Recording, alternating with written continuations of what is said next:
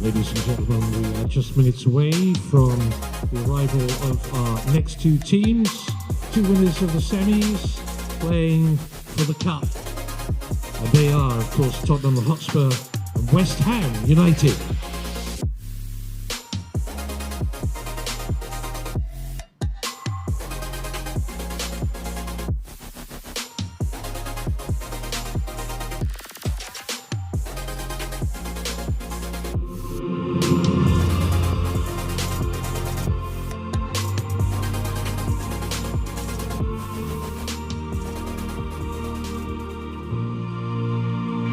Well, a very good afternoon and warm welcome to the Tottenham training grounds for the Premier League Next Generation final between the host Tottenham Hotspur and West Ham United.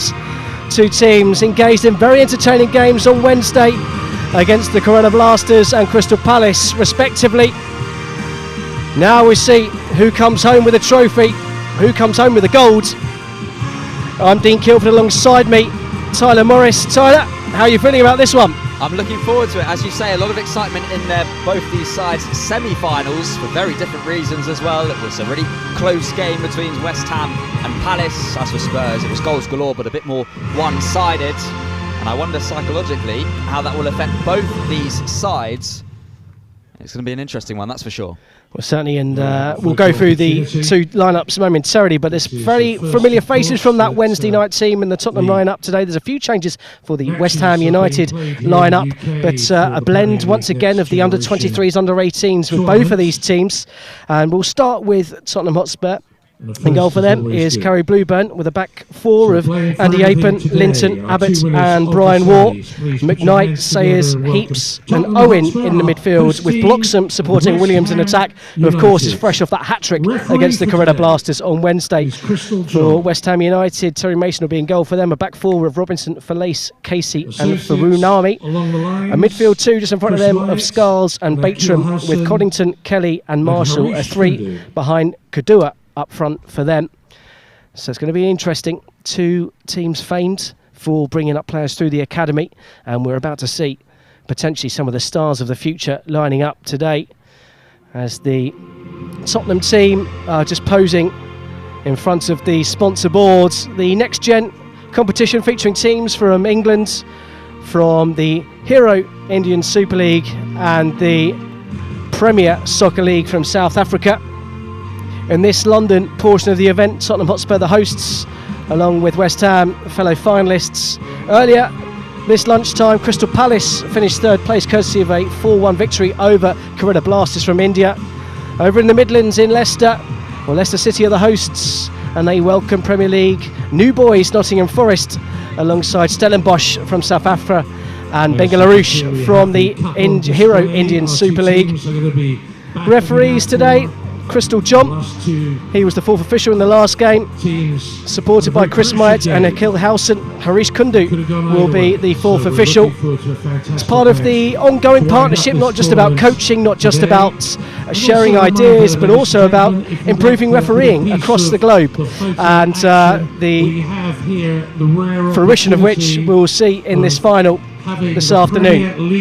Well, it's such a great thing, as you say, not just the players, but specifically the referees, working closely with the PGMOL, of course, who are the governing body of the referees at an elite level here in the UK, being led by Mike Riley. And it's such a great opportunity for these officials.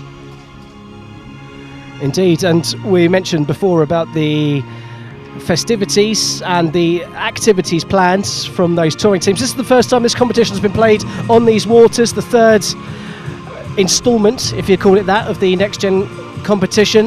The first year was more of a friendly competition featuring under 14s, under 15s, and now we're up to the competition we have today with academy and under 23s players from the Premier League clubs and the full squads, it seems, from those teams travelling the long distance from India and South Africa. But right now it's all about the final, and it's all about a London rivalry between host Tottenham Hotspur and East Londoners West Ham United.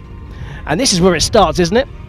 Well, for these players, surely, especially when you've got a trophy up for grabs, that's for sure. You want to get into a winning mentality as early as you can in your career. It's not a bad trophy to the Premier League Next Generation Cup, but it seems a bit underwhelming when you've got the actual Premier League trophy to our right-hand side as well. I'm sure a lot of these players will dream of lifting that for their respective clubs too. Absolutely, and we saw the Tottenham squad getting a bit of a photo opportunity with that Premier League trophy. Plenty of excitement around the club at all levels, but particularly at the academy level with the confirmation of Yaya Toure as one of the academy coaches. He was in and around with the under-14s, I think, training earlier this morning. And Jermaine Defoe, who you might describe as a club legend probably here in these parts, scored over 100 goals for the Lily Whites, and it's then player for West Ham too at one point as well. Absolutely, signed from West Ham United, and he is a player that I'm sure may well pop his face along if he's in the building or in and around the facility this afternoon. It's Tottenham who have got us underway, and as I said, with a lot of the team that played in that game against Corella Blast, there's a slight change of positions for some of the players. And one familiar face is Owen, who was heavily involved, and he's got to the byline and somehow managed to dink out a cross. And Williams with an early challenge on Mason, the West Ham United goalkeeper, who is no slouch himself. Two very tall players, but the arm reach favouring the West Ham United goalkeeper. And it's important he starts strongly because Knightsbridge on Wednesday, who was in goal for West Ham United, has such a strong performance. So it's going to be competitive for that number one spot in the academy, let alone the senior side. Well, Andy Yapan winning a free kick there. I think winning is the term we can use. Buying one. He was playing at centre-back on Wednesday, lining up at right-back this afternoon. And the player who was playing full-back, Brian Waugh, is playing centre-back here. So a bit of a change in formation, players interchanging positions. And one thing we do know about both of these teams is they like to play football, they like to get the ball on the deck, and they like to break quickly. Well, which team will settle the fastest here? This West Ham United team quite quickly succumbed to a 3-0 deficit against Crystal Palace, although a couple of those goals were deemed rather fortuitous. But did it cross the line? Which part of the body? We still don't know 3 days on. And the offside, that definitely wasn't offside, and calm finish. But that's an early mistake from Brian Waugh, and West Ham United have an opportunity here with Kelly. Heaps closes him down. Heaps was really impressive actually on Wednesday in midfield, a combative midfielder, putting the energy in. But here's West Ham's first chance to get in behind with Fuinami. Fakes to cross and leaves Andropav down on the floor. Does get the cross into the 6-yard box, half headed away, and then eventually Owen can clear his lines. But there's the first early warning signs for Tottenham, and it came down this near side. Well, we've talked about defenders turning into attackers so far this morning, but this afternoon it was important the attacker from the left-hand side, Owen, was back there to clear it for Spurs, because the initial header away wasn't the most convincing from Heaps. West Ham playing at the back. Casey, long ball over top once again. Fuinami looking to get the run on Andy Yapan, who had a couple of nervy moments in that game against Corella Blasters, giving possession away in very dangerous opportunities on more than one occasion. He'll have wanted for a more assured start to the game than he's had so far. It's Tottenham Hotspur 0, West Ham United 0 in the final of the Premier League Next Gen Cup here in London at the Tottenham Hotspur training ground in Enfield. Immaculate facilities. And the pitch has held strong. What's that now? This the fourth game in the space of a few days taking place here. Looks like a bowling green. And West Ham win the ball high up again. Here's Kelly.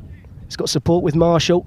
Just about dinks it across, and that's a really important block to deny Coddington, who was coming in from the far side. And West Ham United could and maybe should have gone ahead. Well, I think it was Sawyers who was the hero for Spurs there. Marshall scored a hat-trick on Wednesday, tried to turn provider this time. Not that he knew too much about it there, Sawyers, but he's saved a certain West Ham goal, that's for sure. There's still some defending to do from the corner. Skulls will come across to take this one. He's a player who's had a few appearances in the under-23s line-up and will feature more regularly for them. The under-23s for West Ham are actually in action this afternoon at Dagenham and Redbridge, but right now it's their team who have taken the lead. A fine header at the back post, and it's Kudua who's got it from inside the 6-yard box. It was a simple set piece towards the back post, and Kadua seemed to have an acre of space to get his header on target. Nothing that Blueburn could do in the Tottenham net, and West Ham have an early lead. Inside 5 minutes, it's Tottenham Hotspur 0, West Ham United 1. Well, he was brilliant off the bench on Wednesday, and he's proved in the opening few moments that he was the perfect choice to start this afternoon's final. It was made a little bit easier for him. He was unmarked in the middle. And perhaps was there a touch of disappointment from the goalkeeper as he got a touch himself on it. Well, he just pulled away from Abbott. You can see on the replay there, just on the back shoulder, and Abbott completely lost his man. And Kadua, as you said, who made an instant impact coming off the bench against Crystal Palace, has made an instant impact inside 5 minutes here. It's Tottenham Hotspur 0, West Ham United 1. Kadua with the goal. How will this Tottenham team respond? I'm pretty sure they'll continue to play the only way they know how.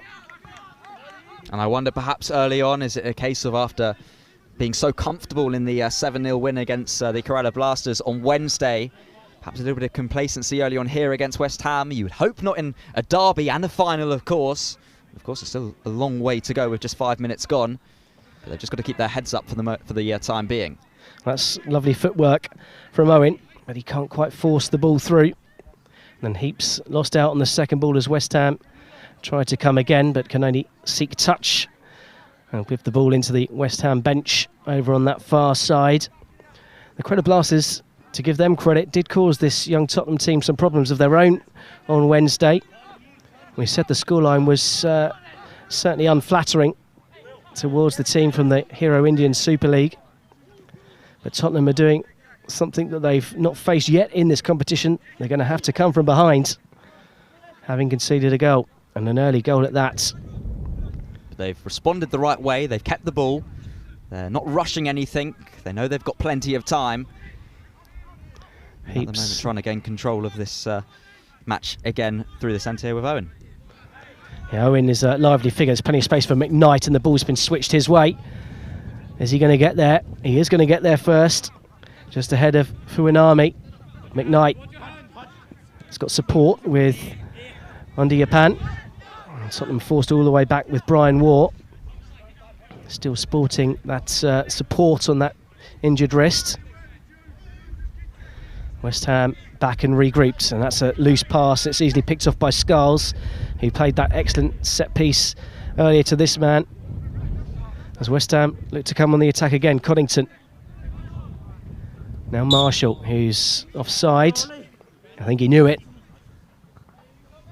Well, it was good work from Coddington because he's playing on the right wing this afternoon, just to come central to find the ball, get himself involved in the game. It's something he struggled to do on Wednesday. He was in fact taken off when playing up top, but we've, as you say earlier on, we've seen a lot of rotation in both the Spurs and the West Ham sides, not just with the identity of the players, but the positions they're playing in. And Coddington getting involved from the right-hand side early on. And that's the freedom that those three have in behind the front man. They get to interchange, they get to come in from the flanks and give the space over to the fullbacks. Speaking of which, here is Fuinami. West Ham feeling rather comfortable in the early exchanges, although that's a loose one. It's going to ask a couple of questions of Falaise, and he can't find his man Linton, who was very impressive at full-back on Wednesday afternoon, coming up with the opening goal as well. Of course, I was going to say, from an attacking and a defensive point of view, which we see so often with left-backs, left wing-backs, whatever position they end up playing in. It really has become the almost key position for teams in this modern era of the game. The full-back position, wing-back position, whichever formation is played, as Tottenham look to spring a quick attack. Once again, McKnight's going to pull away on this near side. The ball instead worked back to Brian Waugh. And Iyapan was maybe played into a position he didn't really want to receive the ball when he's just turning and moaning. A couple of his forward players, Bloxham and McKnight, that they weren't in a position that he needed them to be in to play the quick pass on. Here's Heaps. Lovely first touch from him to get him to space, and he does find the early ball. And here is McKnight. First touch takes him inside, and second touch skips away from the challenge. Linton had come up, the ball didn't match the quality that preceded it, and West Ham United can clear it. Mason's clearance is intercepted by Abbott. Owen picks up the loose pass. McKnight looking to go on the outside. There's 3 claret and blue shirts around him. He was always though. going to struggle. You could tell for a while he was just running into trouble there. And West Ham can come away with the ball, and a couple of loose passes in quick succession. This time it was Marshall giving the ball away. I think we've seen that from both sides in these early stages, Spurs and West Ham. And Abbott looking for the free kick and nothing doing as Kadua tries to force another ball through. It's suddenly got the real feel of a derby game, and that's an easy free kick, and Scarles getting involved. You can quite hear the instructions from Crystal John, the referee. Leave the ball. He certainly wants to make an impact for all the right reasons in the middle of the park. Blocks him as well. Oh, I'll get back to that. As Abbott loses out and Kadua goes from distance. Kadua, it's off the underside of the bar. And thankfully, from Tottenham's point of view, it falls to a player in a white shirt. And eventually Blueburn can clear it out to Linton on the far side. But Kadua was a whisker away from doubling West Ham United's lead. Well, we saw that on Wednesday again with the Corella Blasters. They took a few attempts from distance against this Spurs side. They came close, not as close as that there. It was the right decision from Kadua, and it almost proved it. Well, it just needed to drop an extra centimetre or so as Fuinami wants the free kick, and he's having to put his boot up, and Tottenham aren't giving him an inch. It really has got a feel about a derby about it. It's a bit niggly. I wonder how the West Ham United players will treat McKnight. He was formerly at the West Ham Academy. That would be an interesting one to see how that develops on this near side. Heaps there, getting over physical himself. He got involved in a spat or two in that game against the Corella Blasters as well, so no surprise to see him getting involved as the game heats up. And Abbott, once again, well, this time he's played his way out of trouble, but he got himself in trouble in the first place, and that's not the start he'd have wanted, as Kadua could get in behind again. Kadua just needed a touch. Blueburn made the right decision eventually to come out and grab the ball, but I wonder if the West Ham frontman had stuck out a leg, if it had been in. It looked like Kadua just hesitated there, along with the Spurs goalkeeper. If either of them were a little bit more committed, then it could have been a different outcome there. It's a game of chicken or call my bluff there. As West Ham United continue to hold this early lead. Kadua's goal, simple header from a corner. Exactly what you want if you're a West Ham United coaching member. From a Tottenham's point of view, it's a disaster, but they'll look with Bluxham. And now Andrew Yapan gets the crossing headed away at the near post. Andy Yapan will just let that roll out of play, or bounce out of play, I should say. And almost knock over the Premier League trophy as well. It's a corner, it's taken short. It's something we often see in the first team, these short corners. Bloxham just runs into trouble. He expected a run that just wasn't there. Tottenham have possession once more. It's Brian Waugh at the back. No options left or right. As Sayers plays it back to his centre-back. Abbott's kind of playing that role just in front of the back two, but also dropping in and making a three when necessary.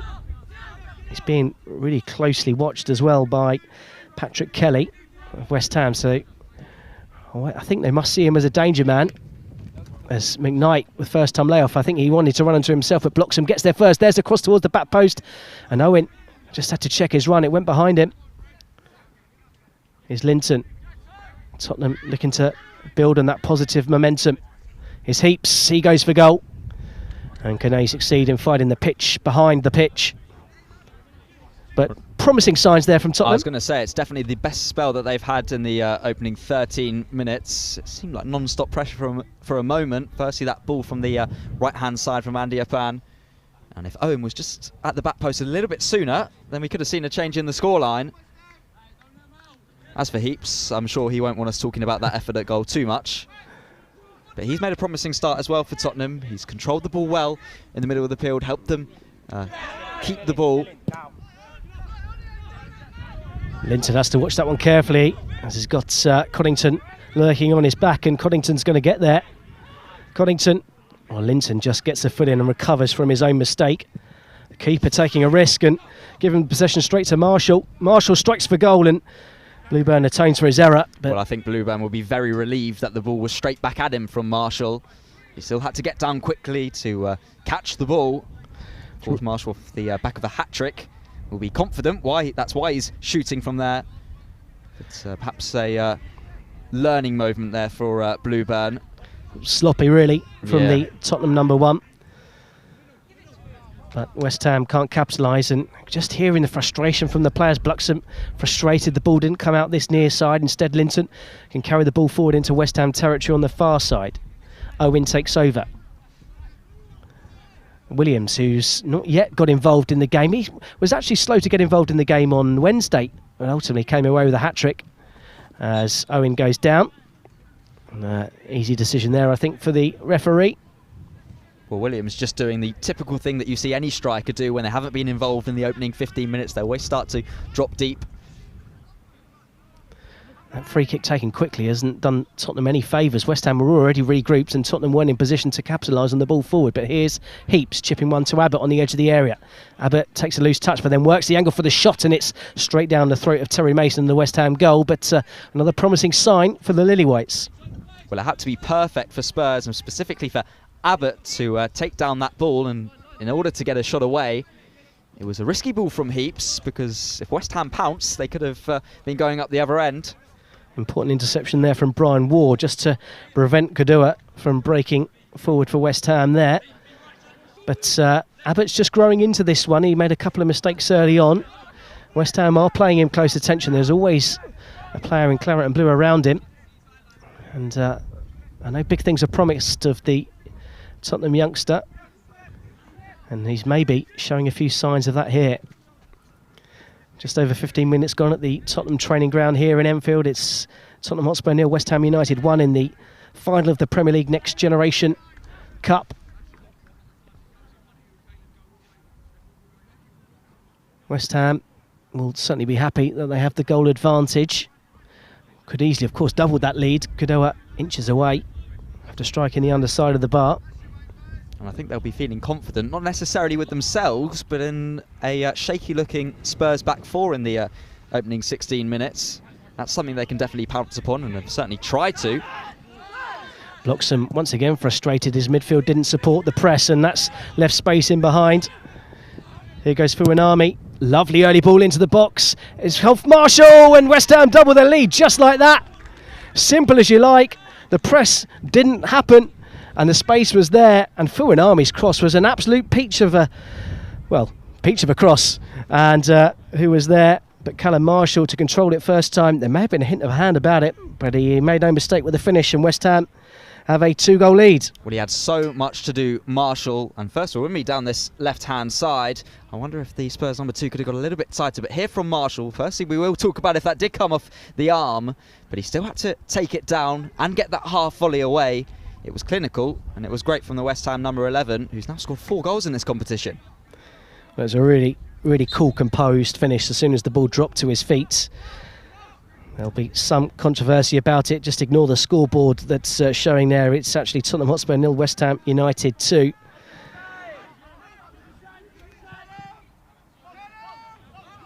And West Ham look to pounce and make a third. Here's the goal scorer, Marshall. Lovely little ball through.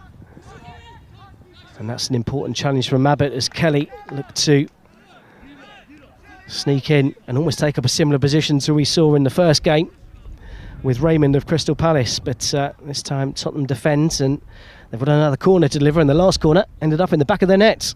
Well, I think Spurs just need to settle themselves down over the next 5 minutes or so, because they don't want the damage to be even worse. Of course, we will reiterate they are 2 goals down currently, and they don't want it to be 3. Well, Asher Falasse will take the corner. It's going to be an in-swinger, and it's deep again towards the back post, and it's come all the way through, and it's in the back of the net. Flicked on. Did it take a second touch all the way through? West Ham won't care one bit. They've gone over to celebrate over on that far side. And West Ham, who were 3 goals down on Wednesday night against Crystal Palace, have gone 3 goals up inside 20 minutes here at the Tottenham training ground. Once again, a simple corner to the back post, and I think it was Kadua who got the flick on just in front of the goalkeeper. He's gone to celebrate over. We'll wait and see who is officially accredited with the goal. Well, I tell you what, it's really poor from a Spurs point of view, leaving one of the tallest players on the pitch, which is Casey, and leaving him with Heaps, one of the smallest players on the pitch for Spurs. It was a complete mismatch in terms of marking. For the first goal, they didn't really mark at all, Tottenham. They tried to there, got it completely wrong, and now it really does seem like a mountain to climb. Well, I believe Casey has been credited with the goal, so Kadua didn't get a touch on it. So West Ham with 2 goals in a space of 2 minutes, and Tottenham's challenge has just grown that little bit steeper, and West Ham looked like they could press for more here. We noticed that in the game against Crystal Palace. Once they got into their stride, they made things difficult, and Crystal Palace couldn't get clear, and it seems to be the same fate for Tottenham right now. Well, as you say, it could have been more than the 4-3 win in the end for West Ham United. Had big chances at that stage. Here's Andy Apan. Sorry, as you were saying, Tyler. As you could say, that as you would say, there could still be a few big more chances to come, really, in the next 5 minutes or so. The way this one's going, Spurs need to make sure they do not fall further behind, because then it really will seem impossible for them to come back, even though they are against West Ham, who managed to do it themselves, of course, in the semis. McKnight looks to flick one round to Buxom, and just every little touch isn't coming off for Tottenham at the moment. And the ball, again, looking to play in behind. It was Sayers looking for Kadoa. And he was just disappointed with himself with the delivery of that ball. West Ham are really organised. You can see they're lined up exactly the same way as the first team play under David Moyes, with that back 4 and 2 just in front. There's no space for any Tottenham players to run in behind. And Heaps, who found acres of space against Corella Blasters, isn't finding any joy in this West Ham midfield. And once again, a ball forward is easily snuffed out by a combination of Sayers and goal scorer Casey. Here's Abbott now for Tottenham. Time to lay the ball back.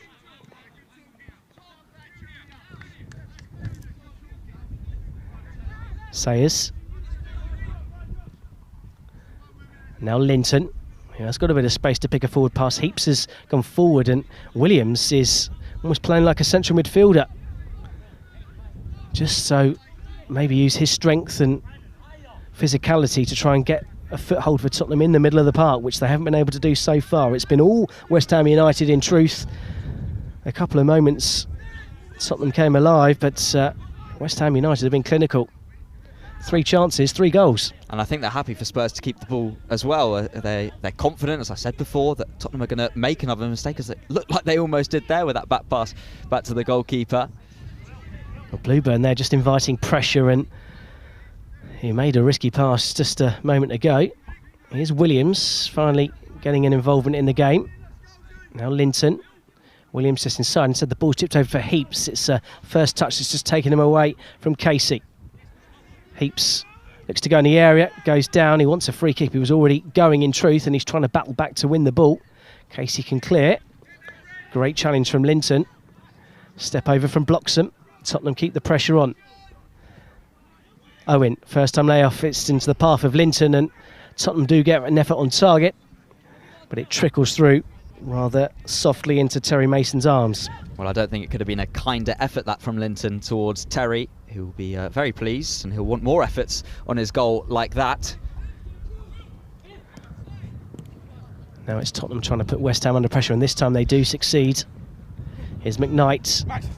He's got 2 West Ham players around him. He's somehow managed to dink in the cross, and Williams can bring it down. There's the layoff looking for Abbott. Abbott tries to get it away, but just got caught under his feet, and that chance momentarily has gone away, and Tottenham will have to start again. Well, it seemed like the opportunity was there on his left foot, but he was so reluctant to take it. You could tell that as soon as Andy Pan got on the ball, he wanted it on that right foot. Abbott, I should say, rather. That was poor from Williams, but he's thankful that it's come straight back to Brian Waugh, and now out with Angie Yapan. Here's McKnight. Likes to come inside. So how well will these West Ham United players know him from this time at the academy there?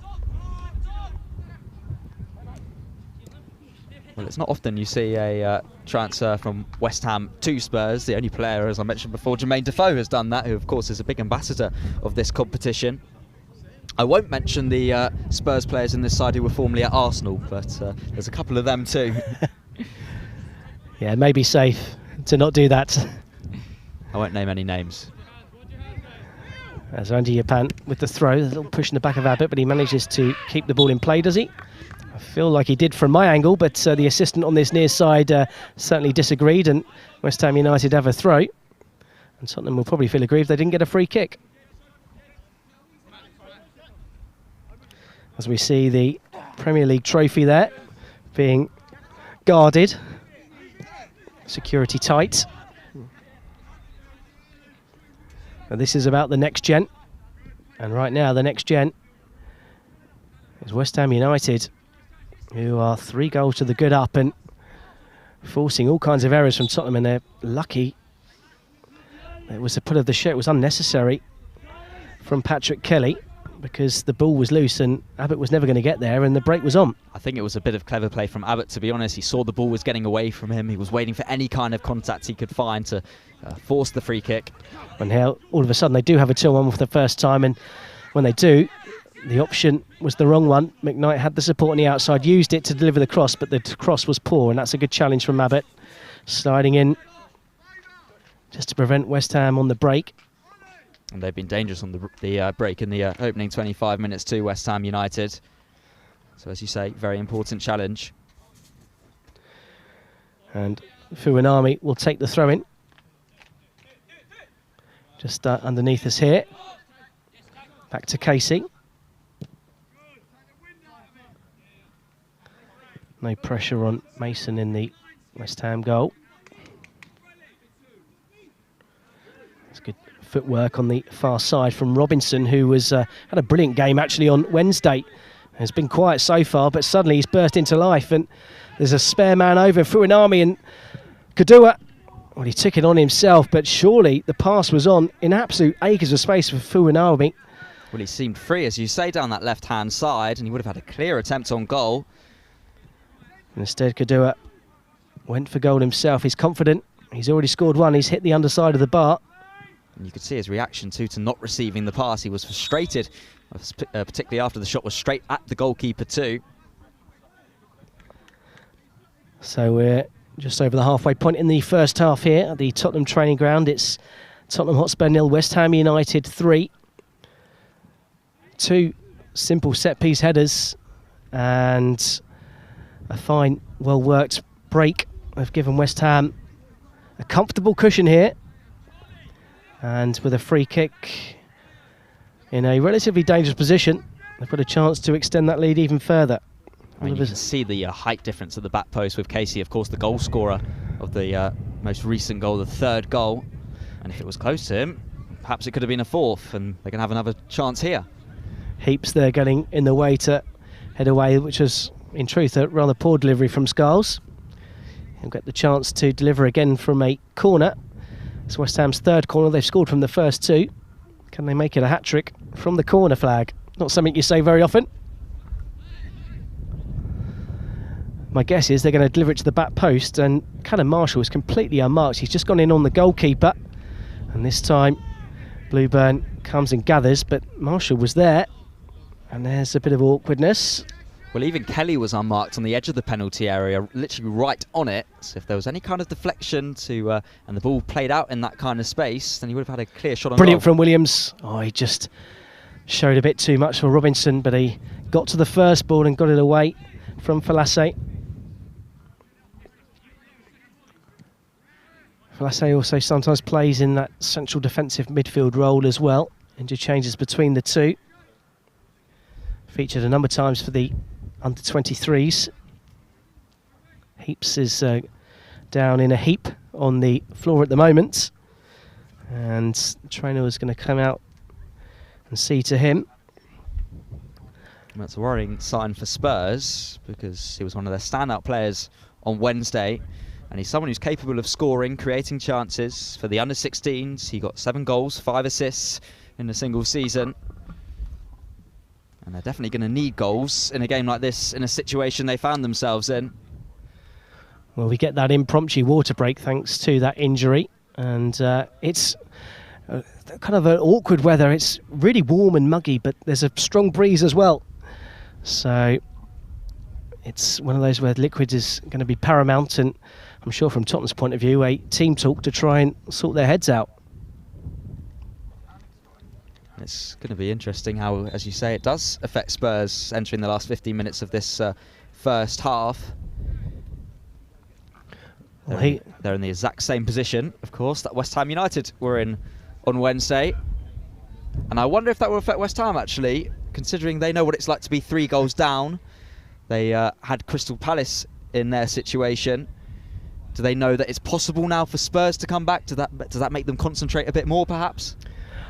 My guess is probably not, to be honest. This seems a very comfortable West Ham team, and in truth, there were always signs from West Ham, even in that first half, that they could get back into the game, although they conceded chance after chance. In this game, West Ham have been tight, compact, as you'd expect, and have been absolutely clinical when in attack. And I'd love to see the stats on the percentage of chances created to scored, but it'll be pretty high as Williams, in fact that was Linton, sorry, tried to force his way through this rather resilient and rugged West Ham midfield. Andrew Yapan, nice bit of footwork from him to get away from Marshall. He's got McKnight. Bluxton wants it on the outside, he gets it. Marshall back defending, gets to the ball first, and free kick is given, but the West Ham player clearly got the ball. I think the referee was just deceived by the little yelp for help there from Bloxham. But as you say, I think he did get the ball there. Didn't quite sit on that angle. But now Spurs will take it. Yeah, maybe a chance now for Bloxham to deliver. He made a big impact coming on as a sub in the game against Corella Blasters, and its delivery to the near post. Heaps just needed a better contact. Well, as you say, any kind of connection there. It seemed like it was right in between his feet as the ball came towards him. Was there perhaps a little bit of hesitation as to which foot to go for? I think it's more of a swing of his right foot in the end, and not too much contact on the ball. We have to give some credit to Casey as well. The West Ham centre-back was doing defensive work, and that was a great challenge from Andy Yapan. He read the danger and slid in from, almost leapt into that challenge to make sure his team kept possession of the ball.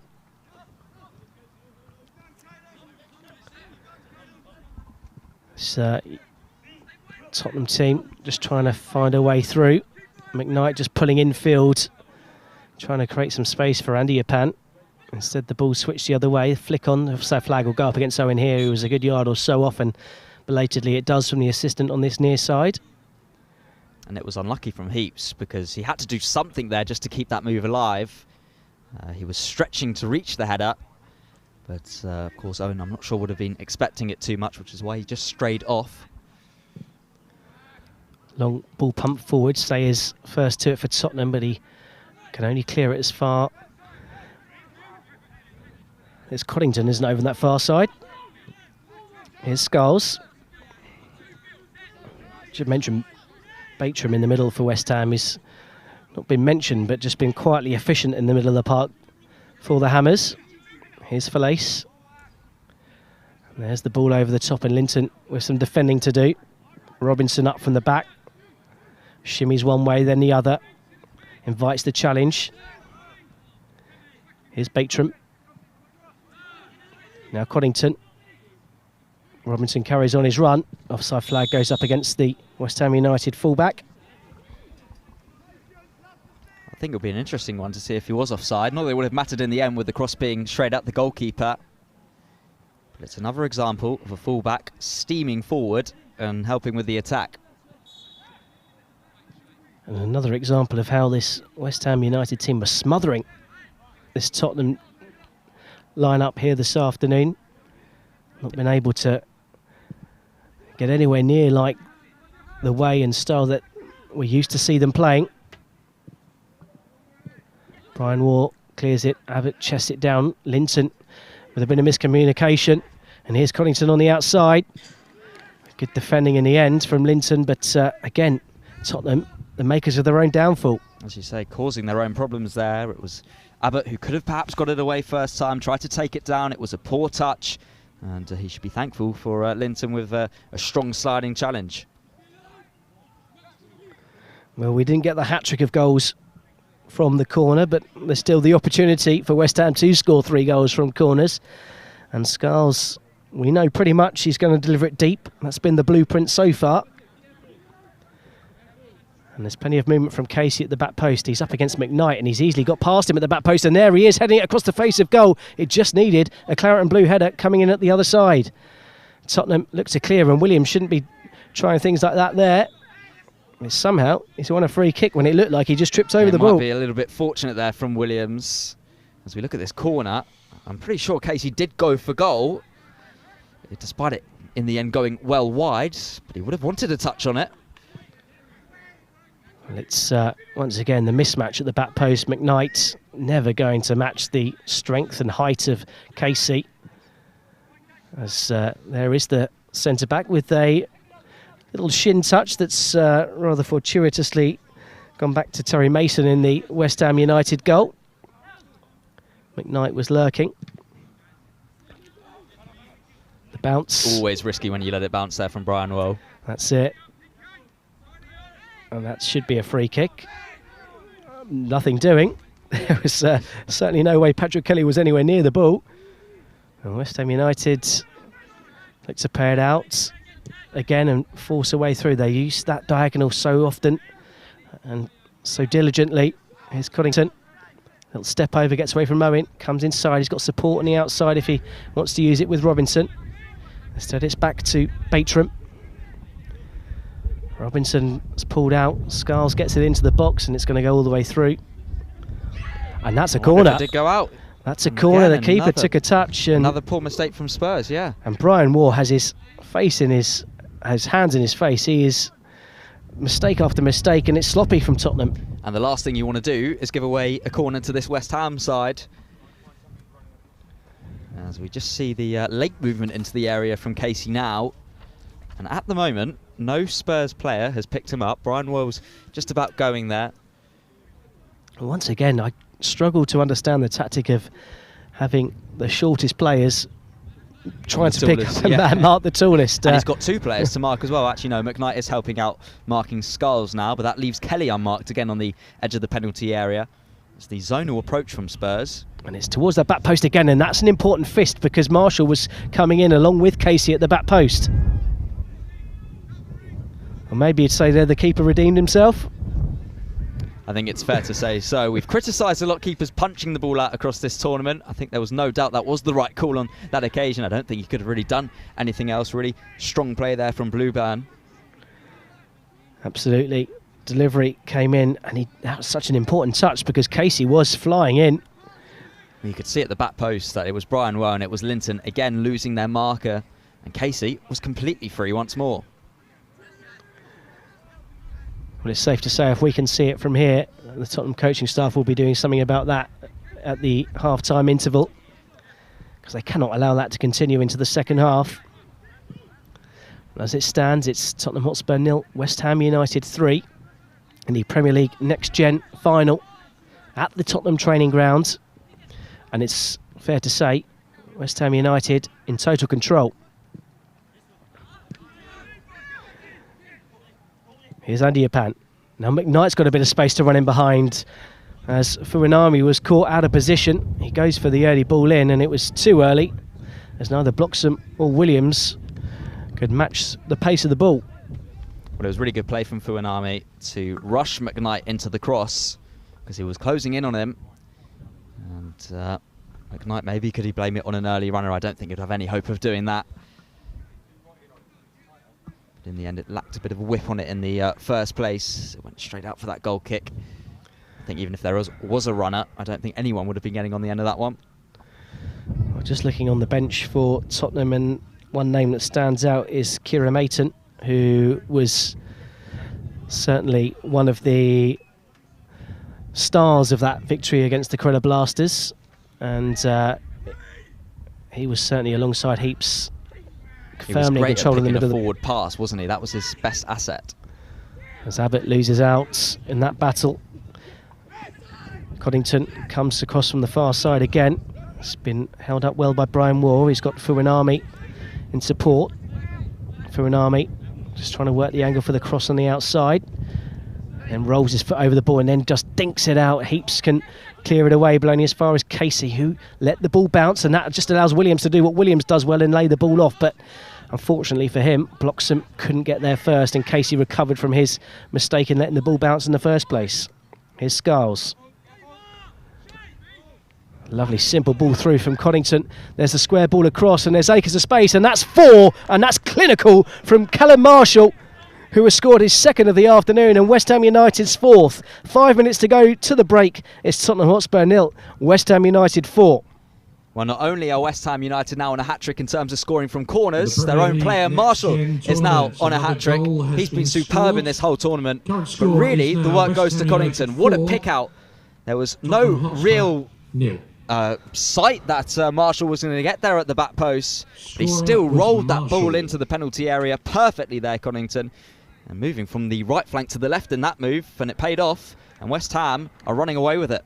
Well, the Tottenham back four just didn't know which player to pick up. We said about the interchange of those 3 in support behind Godoa, and they didn't know Marshall was suddenly on the right, Coddington on the left. Both players completely unmarked and completely free, and Coddington, with the presence of mind to play the pass, he knew where the run was going to be because he'd have been there himself had the positions been reversed. And Marshall is capping a very, very impressive West Ham United performance here this afternoon. Well, I don't think Spurs would have expected to be in a scoreline like what they had on Wednesday, but there's fears now that they could be against them. Well, it's always about a learning experience, but we must remember there is a trophy to play for, the Premier League Next Generation Trophy. This is the final. No one ever wants to lose a final. And speaking of one side who's had a great learning experience, the Kerala Blasters, the visiting side from India, the players who of course were on just before us here, they've come out from their changing room again to watch this final. They've missed a lot of action, that's for sure. I'm sure they've been watching us on the various platforms whilst we've been commentating through on the game, keeping abreast of what's going on in this final. The competition set up 3 years ago, integration of ideas from the Premier League, the Hero Indian Super League and the Premier Soccer League in South Africa. And Tottenham almost caught out again there. Baitram picks up the loose pass and just hands it off to Skulls. Baitram, nothing fancy about him, he just does the work that he needs to do and he's efficient with it. Could you link that to Mark Noble perhaps? Well, he's certainly a big hole to miss, and I'm sure Hammers fans will be delighted if he could even half fill that rather short-sized goal or hole that he's left, and that's a strong challenge. And you wonder if a free kick was going to be given, and instead the break's on for Tottenham, and Williams has pulled away on the left-hand side. Falaise stands his ground. Bloxham wants it. Bloxham gets it. Is this one back for Tottenham? He's just let it run away from him. He manages to find it past the keeper. It's cleared away from the line from Casey. But Bloxham just allowed the ball to roll away from him in the first place when the shot would have been on earlier. Well, I don't know which bit of work was better from Bloxham, his initial flick as the move started, or this from Casey as we're just about to see clearing it off the line. Even after the touch from the goalkeeper, it was definitely heading in at that back post. And Casey, who's done his work and from an attacking point of view from the corners, heroic defensively there. Well, that's their best moment of the game. Tottenham trying to make some headway into this game, trying to get themselves back into this cup final. And maybe that's the spark they need to get a rousing comeback on. But as I say, that Coddington sprinting through at the other end. He's only got Brian Waugh for company. He spreads it across. Here's Marshall from the edge of the area. That's a flying tackle from Abbott to deny the West Ham midfielder his hat-trick. And then Andrew Yapan clears it away and prevents the corner. Which, by the way this game's gone, is quite an important thing to do.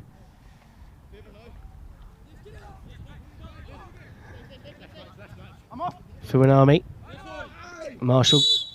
In fact, sorry, that was Kelly that went down. Got the free kick. He certainly screamed loud enough to make sure it was given, but I'm almost certain there was contact there as well.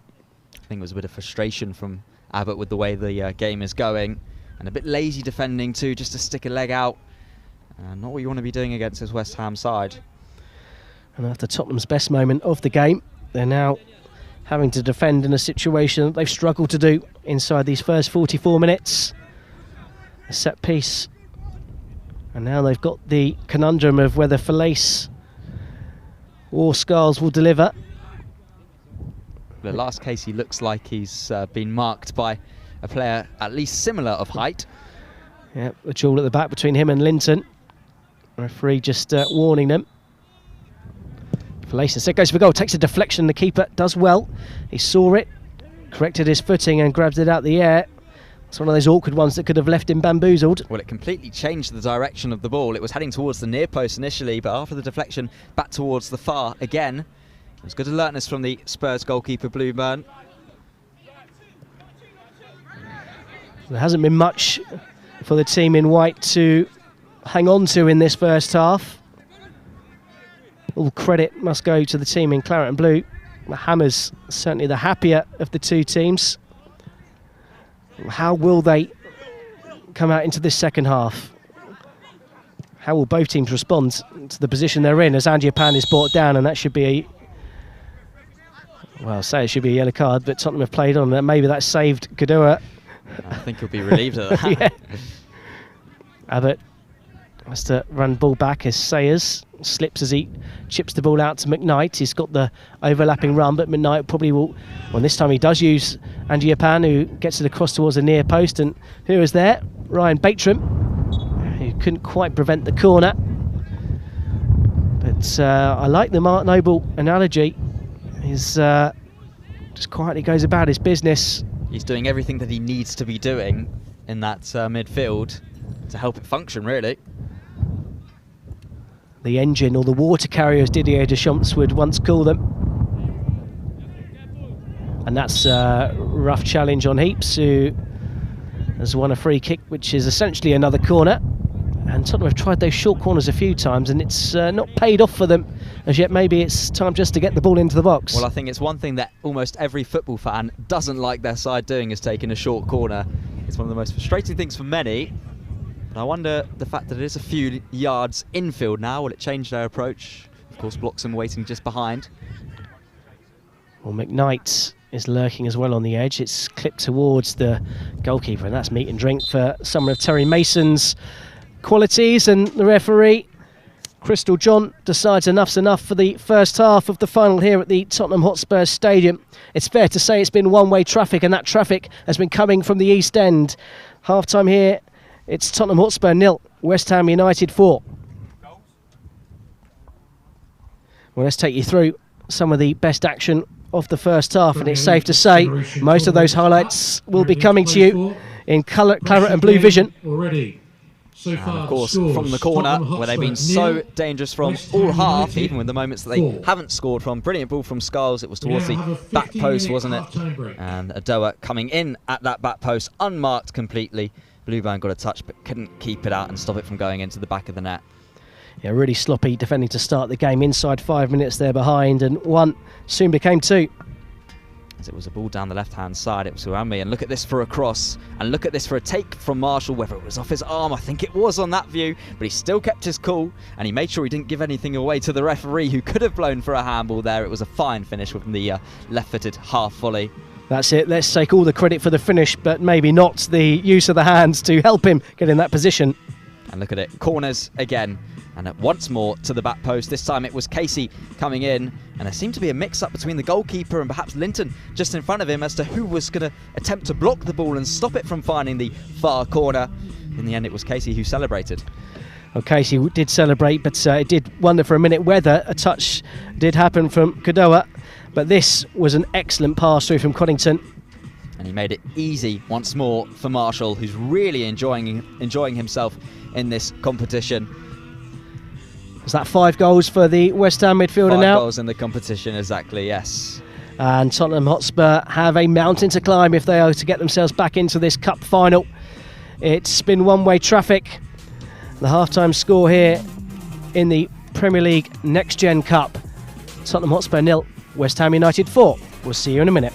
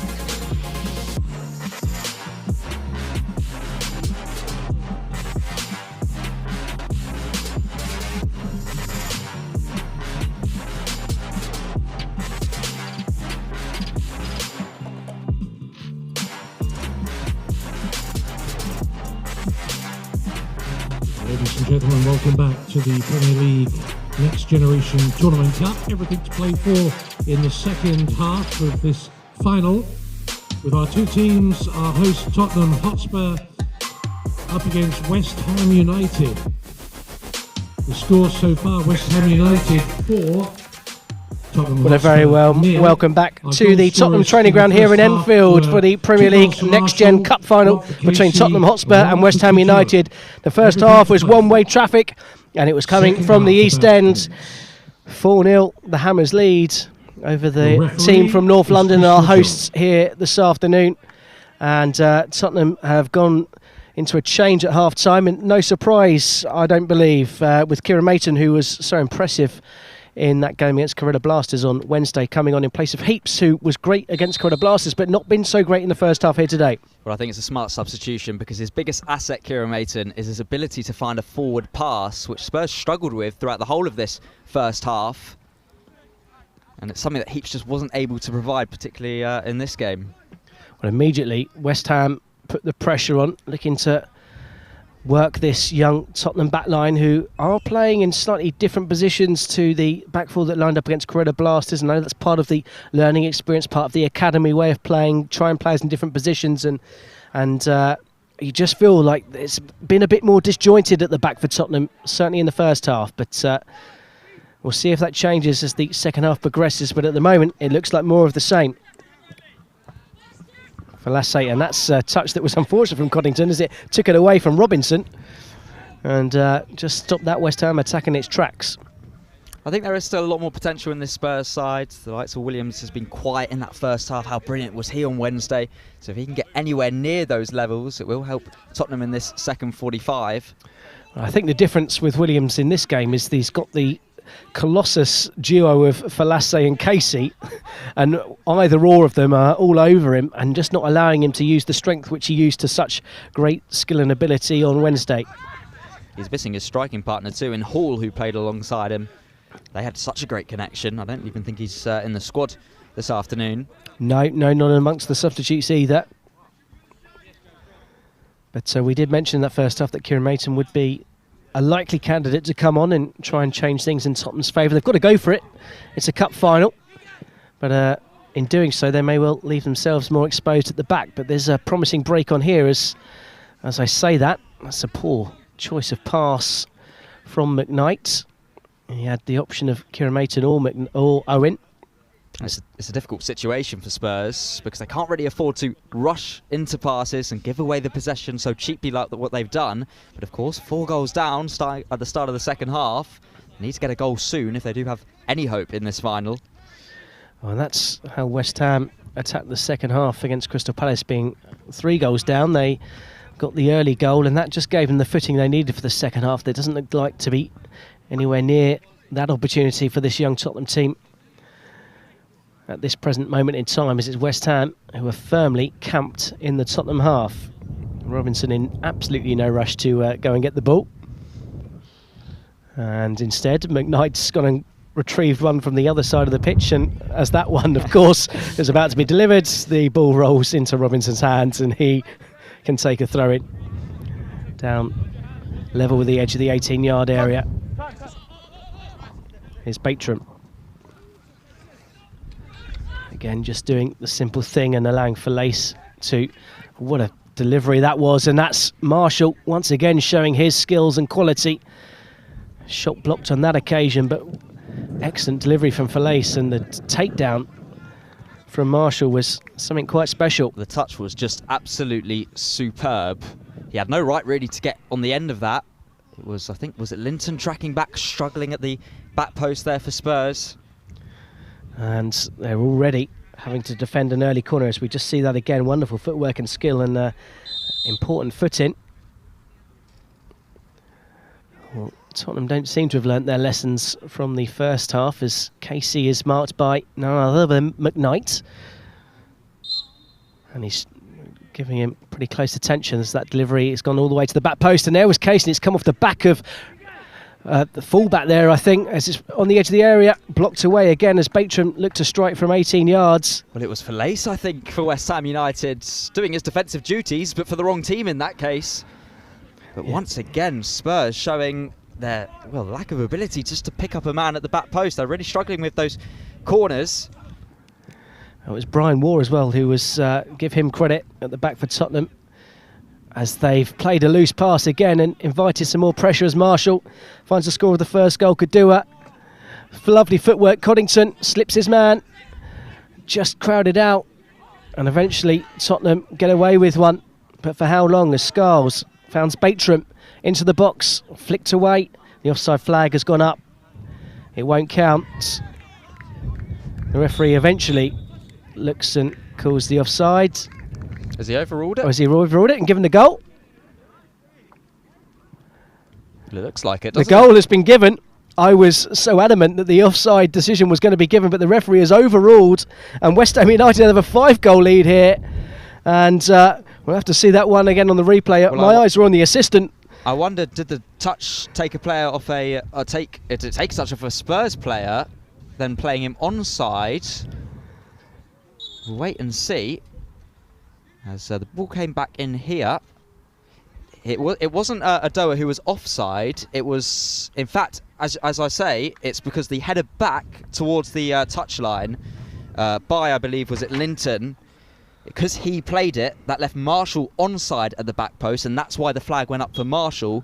But as I say, it came off a Spurs player, so he can't be offside. And of course, the number 9 Adoa was not offside. The flag was already up by then incorrectly, and it was really good refereeing that from Crystal John. Well, Kadoa has doubled his tally and has scored early in the second half, pretty much at the same spot as he got the goal in the first half, as West Ham come again looking for a 6th. Wonderful footwork and a fine save just down with his feet by Blueburn to deny the West Ham number 10 Patrick Kelly. But West Ham sense blood here, and they give away a free kick, but you just sense the goals are going to keep on coming. Here's the first touch for the Tottenham substitute, Kieran Mayton. And look, that first involvement, it was a beautiful ball towards Bloxham. Here's McKnight coming in field and then turning away, just slowing the momentum of the attack. Andy Apan now blocks him, he's under pressure. Somehow works it round the corner. McKnight finds Andy Apan again. Tottenham tight in that corner. That's a lovely bit of footwork and skill. And Andy Apan in the area looking for the cutback, and that's just missed by Williams. He absolutely lashed at it, but he went too early, and now West Ham United could break in. Kadoa on a hat-trick. Kadoa on his right foot. Looks for the cross. It's Coddington, and it's deflected into his own net. And it's the substitute, Akramich, who deflects it past Blueburn in the Tottenham Hotspur goal. And moments after scoring a 5th, West Ham United have hit Tottenham for 6. Well, when it's not your day, it's not your day, and Spurs are finding that out the hard way. A lot of the goals have been from their own downfall. I think that was just pure unlucky. And it was good work initially from Adoa, who you would have assumed would shoot for goal himself, considering he's on a hat-trick. I think the last touch might have come off Coddington then. It might just go down as his goal. Potentially Linton as well. It was certainly intentionally played back by the Tottenham substitute, Hamrich, but as it stands, it's an own goal, and Tottenham Hotspur have, well, if it was a mountain before, I don't know, is it a rocket to space? I'm not sure. Different galaxy, perhaps. It's clearly West Ham United's day. And we spoke about this just off air at the half-time break. We feared for this young Tottenham side that they could get overruled in this second half if they didn't start strongly, and that's exactly how it's panned out. And it's another question, how do you approach the now still over half an hour, in fact over 35 minutes to go? Do you try and get some goals back, some consolation, or is it about reducing how far behind you go? That's going to be interesting to see from a Tottenham point of view. Well, I think you take a note out of the Corella Blasters page and you just continue playing your football, forget the scoreline. I know that seems mad to say when you're 6-0 down, but I think at 6-0 down, you know the game's gone. So I think they'd prefer to forget the scoreline. And so you just play your football as best you can. Williams somehow, for the first time, able to turn and run at the West Ham defence, but as he does so, he just takes a little bit of time, and that invites the challenge from Batram, who's recovered after missing the earlier interception. Bluxham runs into Patrick Kelly. A lovely bit of footwork from Kelly. And Marshall looks to release Kadoa. And that's a strong 50-50. And Angie Pan has pulled up after going in for that one, but he seems to be okay jogging that one off. Well, the good thing is that the strong challengers are still coming in, despite the difference in scoreline. Spurs trying to make it as competitive as possible, although it really doesn't seem it at the moment. Kelly on the outside to take on Abbott, and he does so with relative ease. Across the face of the area for Cunnington. Robinson, who's up from the back. First time ball into the back post, looking for the head of Patrick Kelly. Just a bit too much weight on it from Ryan Batram. Well, despite this relentless attacking from West Ham United, that's the first time we've mentioned Robinson in this second half in terms of getting forward from that right-back position. They just haven't needed him. That's probably been the truth of it.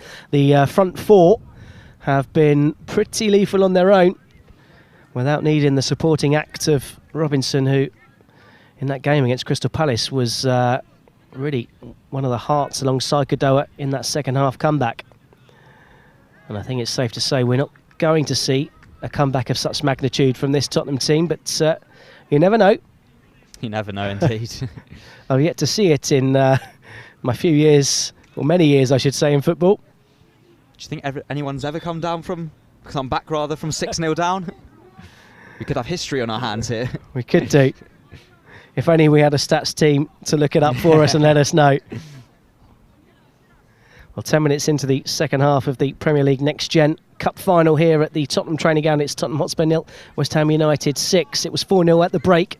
2 quick-fire goals at the start of the second half have really got the Hammers not just firmly in control, but with a stranglehold on this cup final. Robinson. Here's Batram. He's again looking to work the ball in first time, every time he can. Andy Yapan clears it away. McKnight takes a touch and finds Bloxham, who's got a little bit of space. Gets away from Furinami. McKnight tackled by Skulls, and Skulls, in trying to do some trickery, loses out to the former West Ham Academy player. Kadua just pulls off his man and lays the simple pass, and there's 6 claret and blue shirts up in attack as Falaise delivers another angle ball looking for Marshall. He just lost his footing there. And Tottenham Hotspur look to build again from the back. And another mistake, and that's what happens when you're stealing such a deficit. Simple passes suddenly become the hardest thing in the world, and Linton, who was so assured in the game on Wednesday, and so assured really in the first half, has just made the simple error, and that simple error could come back to haunt him, as West Ham have been absolutely lethal from set pieces. Well, as you say, Linton seemed the most comfortable out of anyone in that back four for Spurs in the first half, but even he's starting to make the mistakes there.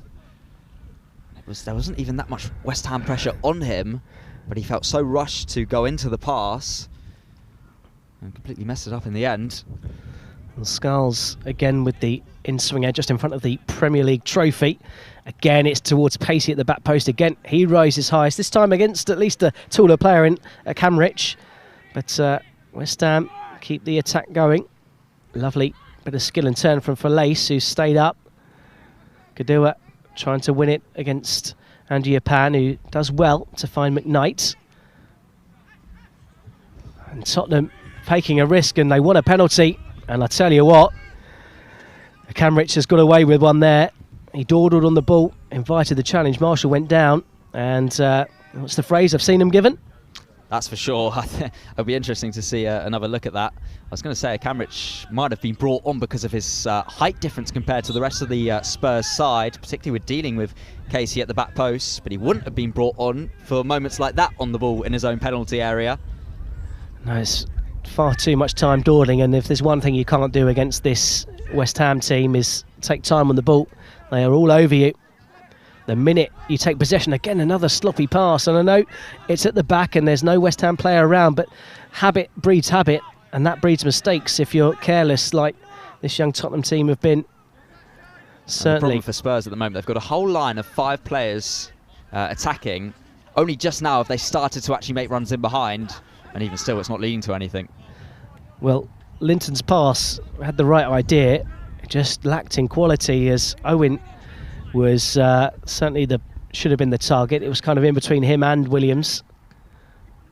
Here's Kieran Maton. Lovely bit of footwork and skill from him, and he slots in behind for Williams, and Williams has beaten the offside track. Tottenham finally have the ball in the West Ham penalty area. Williams looking for support, has got it with Owen. A little slide rule pass, looking for Bloxham, who's holding off the challenge of Scarles, who's tracking him all the way. Bloxham forced back. Owen has to settle for the throw-in, and that's really good defensive work from West Ham. Organised, rigid, and making it impossible for Tottenham to play through. I don't think that's gone out of play. Yeah. And mistake after mistake, and then the churlishness of throwing the ball into the floor, something that he'll need to learn. He's fortunate in I've known other referees that may well have brought out the yellow card for that. I know it's a friendly cup competition, but that kind of discipline needs to be instilled. I wonder in a tournament like this, perhaps is it the best? Is it a good idea for the referees to show the yellow card so that these Spurs players can learn? Well, here go West Ham again. Lovely 1-2 between Kelly and Marshall, and that time good defending from Andy Pam.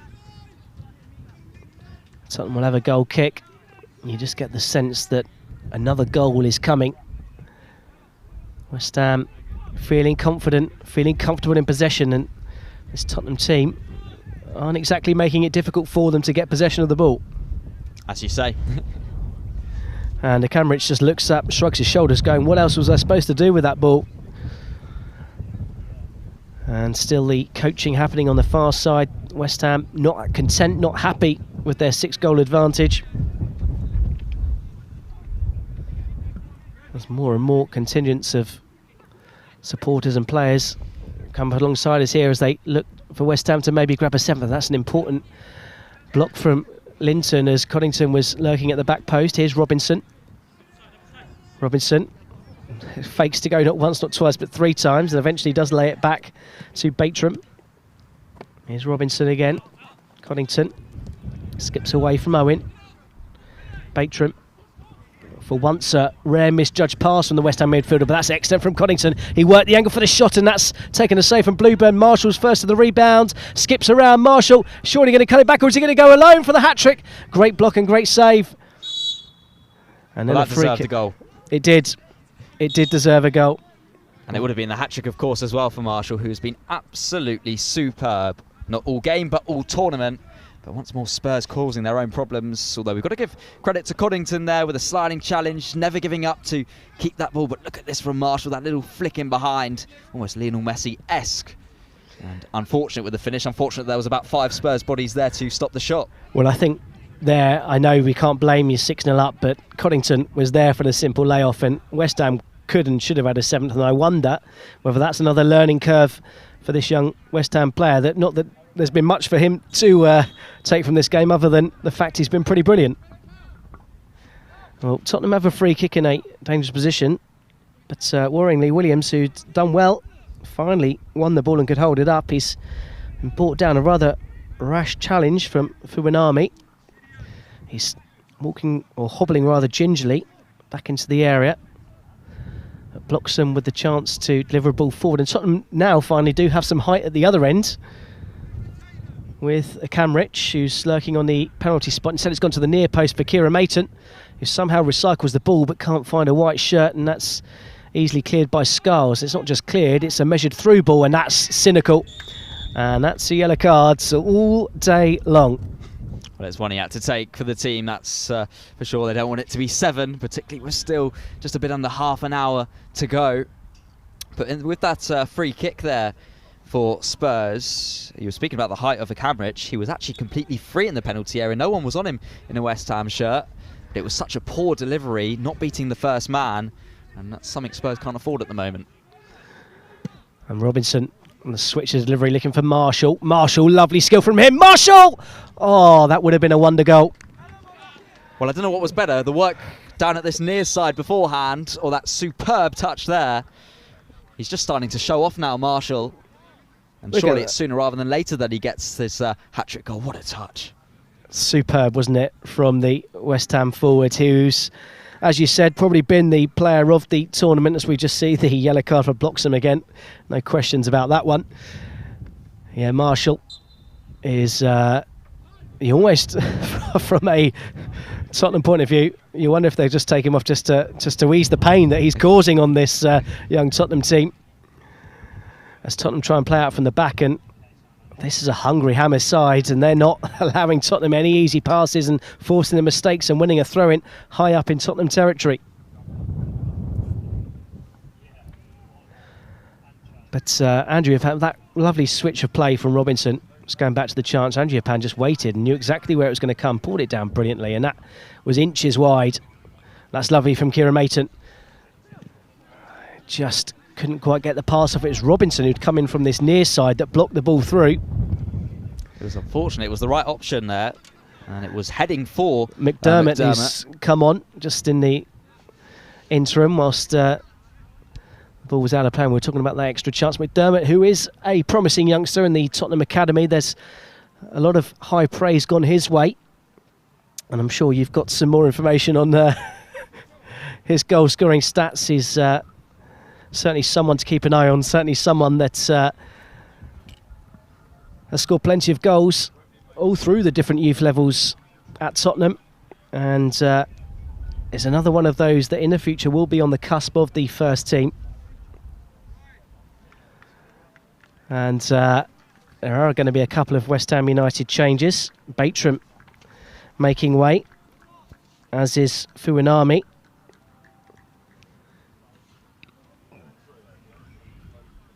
And Arapata comes onto the middle of the midfield.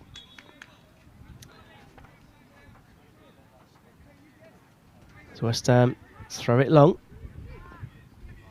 There's the little layoff and switch of play, appeals for handball, nothing doing, and Kieran Mayton looks to lead a rare Tottenham attack. I say rare because they've been few and far between, particularly in this second half. I think the West Ham substitutes will be pretty happy to be coming onto a scoreline like this. It's well, it's one of those games you can't go wrong, can you? You're 6-0 up. It's not a pressure situation. Just go out, enjoy yourself, go and play your football, go and express yourself. And interestingly now, Marshall is the lone man up top as McKnight is called for offside. But Marshall's playing up top and Kadoa has gone over to the left-hand side. Both players, of course, on a hat-trick. I think it might turn to a situation where they're competing against each other to try and get that hat-trick. Well, I wonder what happens in the situation of a penalty. I'm sure that's already been decided before the game. These things normally are, but two players on a hat-trick. And look at the space for Coddington. No one has picked him up. Linton's gone across instead. Thankfully for Tottenham, the ball didn't go that way. Kieran Mayton battling to try and win the ball back for Tottenham. Here's Bloxham. He's got McKnight on the outside. McKnight looking to come in field on his left foot and then delivers it. It was fizzing across and needed a head, and it was headed away by Falaise. Well, I'll tell you what, that's the first time I've seen McKnight use his left foot throughout this whole competition. I don't know where he's been hiding that, because that was some cross almost, and it was important defending there from Robinson for West Ham United. And Tottenham have their first corner of the second half, and Kieran Mayton is going to take it. McDermott taking up position on the penalty spots. Look for a Camrich again at the back post. He's managed to pull away from Casey, but the delivery once again to the inner post, and no one in a white shirt near, as Abbott somehow manages to make that ball his own and keep it. Here's McKnight.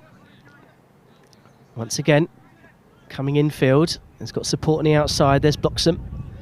Little step over from him as there's suddenly a bit of life in this Tottenham team.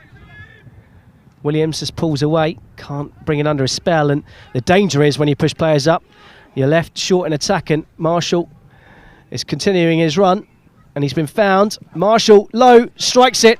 Hat-trick for him, 7 for West Ham. You thought he was going to be released a lot earlier, but Patrick Kelly just carried the ball from the edge of his own area into the middle of the heart of the Tottenham defence. And again, as simple as you like, a breakaway goal. And Marshall with a well-deserved hat-trick. That's 6 for him in the competition so far. And it's Tottenham Hotspur 0, West Ham United 7. Well, I thought it was impressive that Marshall got 9 goals in his last 15 appearances last season, but to get 6 in just 2 games in this competition is even better. He did so well to hold his run initially because he was trying to make that move for so long, even before he was on the camera there, and he kept on swerving, kept on moving in and out to make sure he was onside. And once he got the ball, how clinical is that finding the far corner? It was superb from Marshall, and not a bad ball to find him too. Well, what I like about that is that he just took the touch back and just wrong-footed both central defenders who both made the same movement. They both moved away from the player, and that just allowed that little minute of space that he needed. And on his left foot, unerring accuracy into that corner, as you say. And another fine goal from West Ham's point of view. And Marshall will be absolutely licking his lips and salivating at the thought of maybe getting even more. There's McKnight for Tottenham, who, to their credit, haven't given up. Bizarrely, as they started to get themselves more into the game, they concede another goal after their 2 quick-fire ones at the start of the second half. But with 20 minutes to go, there's no question of who is going to be taking home the 3rd edition of the Premier League Next Gen Cup here in London. Here's Linton. Just hesitation. He had the pass on there to Williams, who's, if one player is looking a bit dejected, and Abbott just getting into a little bit there with Marshall, who just left one on him. In fact, I give Marshall some discredit. That was Patrick Kelly. And referee Crystal John just having a word with the West Ham forward. And he's had a good game. He doesn't need to get involved in anything like that to spoil it. That was good work from Adoa, just to move him away. There was absolutely no need to try and chat back with the referee. And speaking of Marshall and how many goals he can get, the man who's a big part of this competition in Jermaine Defoe, he knows how to score 5 goals in an actual Premier League game. I'm sure he'll be looking up to him, who we might just see in that far corner over there, Jermaine Defoe.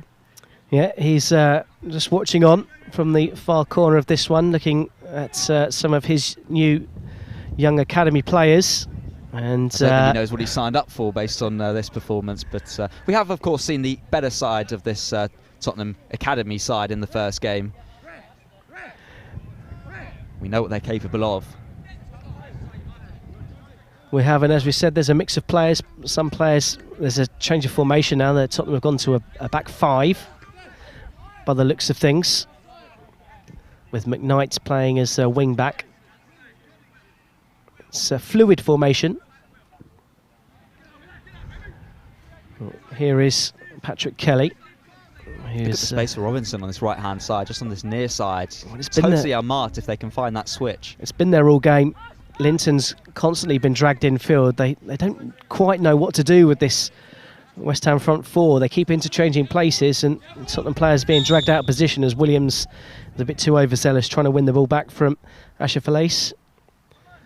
And West Ham United have a free kick and can eat up a bit more clock and work out how they can extend their lead even further. And there you go, there is the man, Jermaine Defoe. Not officially confirmed, I believe, as the one of the academy coaches yet, but all but in writing. He will be taking charge alongside Yaya Toure, who has been in and around as well, but he's also on coaching duty this morning. Saw him in the training ground this morning, or the training complex, I should say. Abbott there, somehow keeping control of the ball. It seemed like a magnet to his foot there, but he didn't manage to keep possession. Andiopan always taking a risk in allowing Coddington in. He seemed to hesitate again there, Andiopan. Just about got away with it this time. Abbott's got space to turn. Kadoa on his shoulder. Abbott just wondering where the forward pass was. Every player in white ahead of him had run forwards and weren't looking at the ball. No options available. Sayer looking for the long ball for McDermott, who's beaten to it rather easily in the air by Robinson. Free kick given against Kieran Mayton on Arapata to substitute number 14s, as West Ham are about to make a double change, and Robinson, one of those men to come off, and Coddington as well. It's been a vastly improved performance from Coddington from the first game on Wednesday. He's been so much more involved. Does he get a goal himself as well? One of 7. Take your pick on which one. Well, Robinson, again, quietly efficient, doing his work. Not as involved in an attacking sense, but he's certainly a player for the future and certainly excels in that right wing back position. So for West Ham United, Archer, I think it's Kerrick, coming on in Jones. And Awanzi. So the full complement of West Ham subs now on the pitch, as Tottenham have the ball, but not where they want it, and almost again, Blueburn taking a risk, taking a chance. And what do? They turn back and they keep on doing it, but it's worked out for them this time. Oh, he looks in two minds as to where to play the pass, and every player was telling him to play it the other way. Instead, he fires it to Linton on this near side. He looks to take on Awanzi, his first involvement in the game. There's McDermott. Tottenham being afforded possession, but just outside their own penalty area, which is just going to invite more pressure. But Abbott plays his way out of it rather well. Kieran Mayton skips away from one challenge, and then his deflected pass via Abbott finds its way to Bluxham.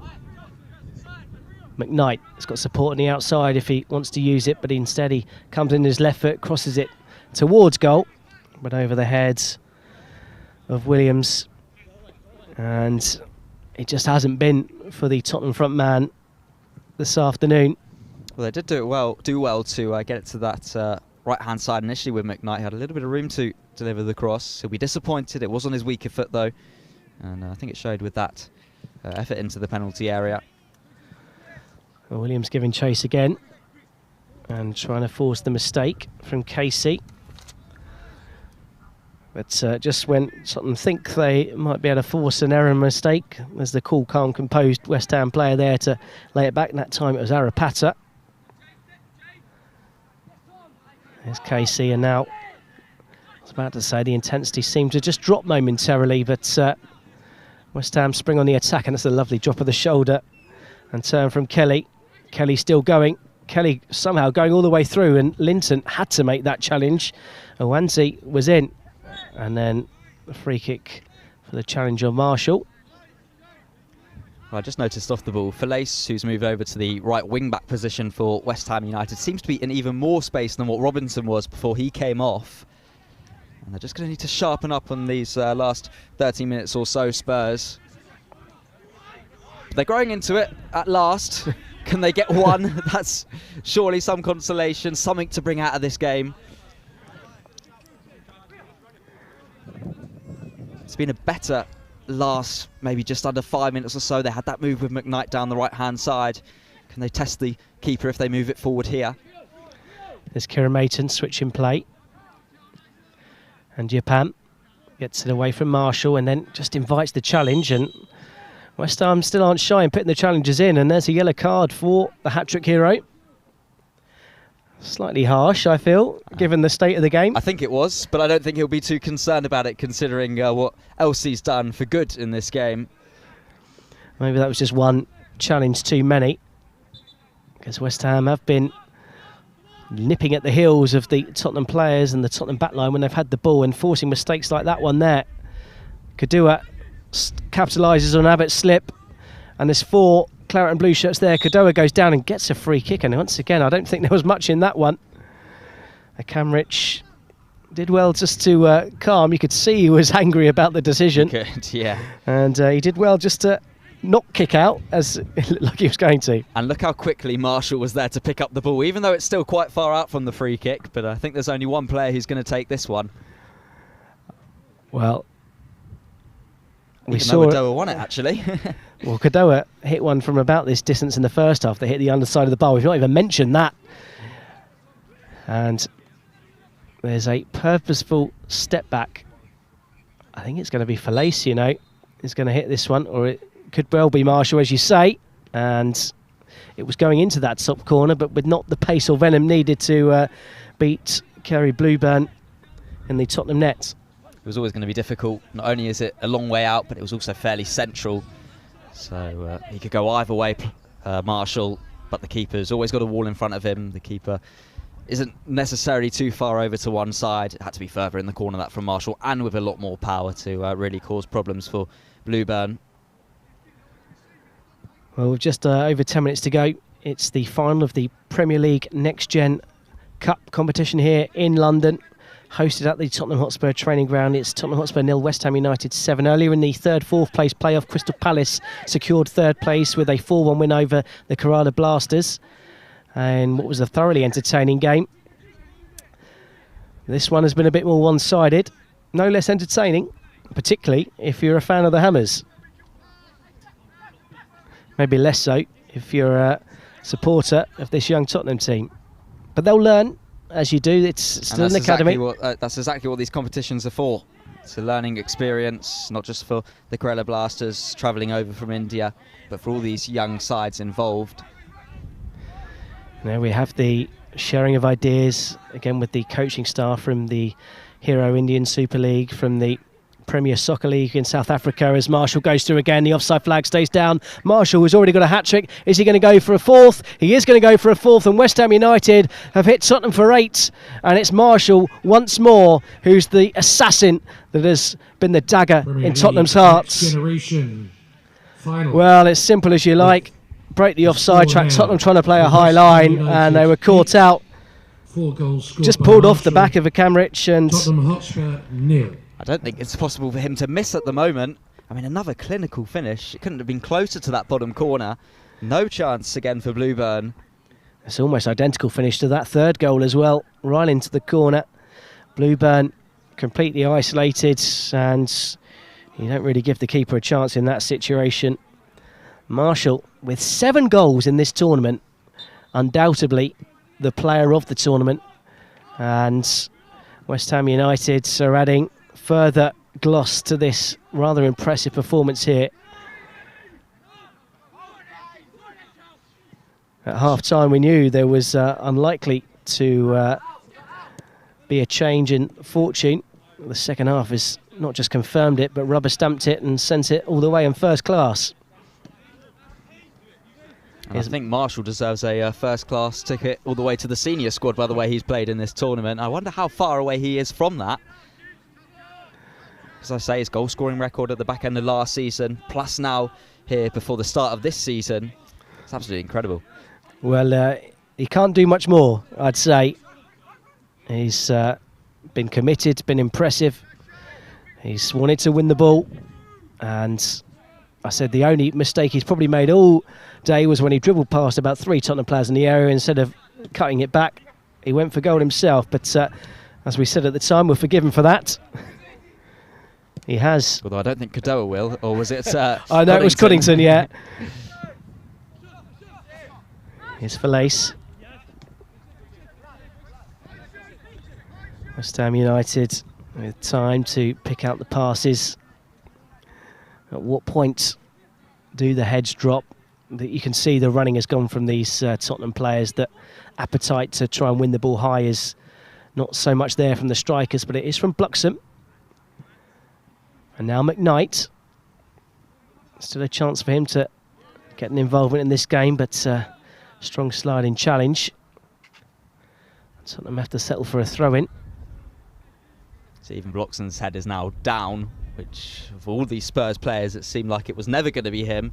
He's been the highest energy player of anyone on the field, particularly after he came on as well on Wednesday, and since starting here it's been the same. Nice from McKnight, works a bit of space, fires it across. It's not much I think Williams knew about that. It just hit him. He was stood rooted to the floor, and West Ham can clear, and Abbott slips again, and he loses out in that midfield battle with Patrick Kelly, and then slides in through the back of the West Ham forwards.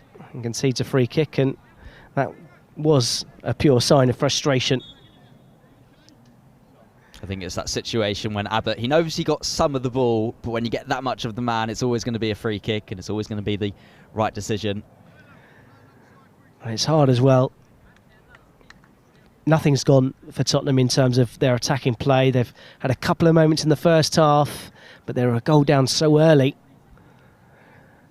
They've never really recovered from that. And there's a switch of play that has got completely in space. Owanzi, and Linton comes across and does make a really important interception. McDermott. Well, even though it was great defending from Linton in the end, how that pass, just as a direct ball cross-field from a free kick, was able to almost come off. It's worrying for Tottenham. And they need to make sure they're as secure as possible in these last 5 minutes. There again, carry on their principles, playing around for the back. There was another Tottenham change, but another West Ham change, but we'll mention that momentarily as West Ham are on the attack once more. Samula Terry, who's come on. There's Marshall, scorer of 4 here this afternoon. There's a nice symmetry, about 2 goals in each half for him, and 4 in each half for West Ham, at this present stage, at least. As we go into the last 5 minutes here at the Tottenham training grounds. McDermott. There's Sayer. There's some movement now, and the ball is on for McDermott. He's got Williams alongside him, but neither of them can get there. This West Ham team are very physical, they're very tall. And Patrick Kelly now playing his centre-back. He's everywhere. I think he'll be enjoying it as well. I don't think there'll be too much threat on him in moving into the centre-back position. No, it's all rather comfortable and rather easy, and if this was a boxing contest, it would have been stopped a long, long time ago. And the throw has found Marshall in space again. It was quick thinking to take it nice and early. And there's a 5 back from distance, a great strike and a good save. It was Terry Mulo who's just come on, and on this occasion, Kerry Blueburn was there equal to it. Well, you thought Marshall, in the form he's been in, even from such a tight angle outside the penalty area, might have gone for goal himself, but it was definitely the right decision to pick out Terry Amulo. It was a firm strike, but it was just too close to the goalkeeper. But well held from Blueburn. There's Linton. Just players in white hesitating, not making those instinctive first passes that came to them so naturally in that game on Wednesday. I know it's easy to say when you're winning versus heavily losing, but those are the qualities that you need to pick up and need to learn. McDermott will settle for a throw-in and we'll get the return.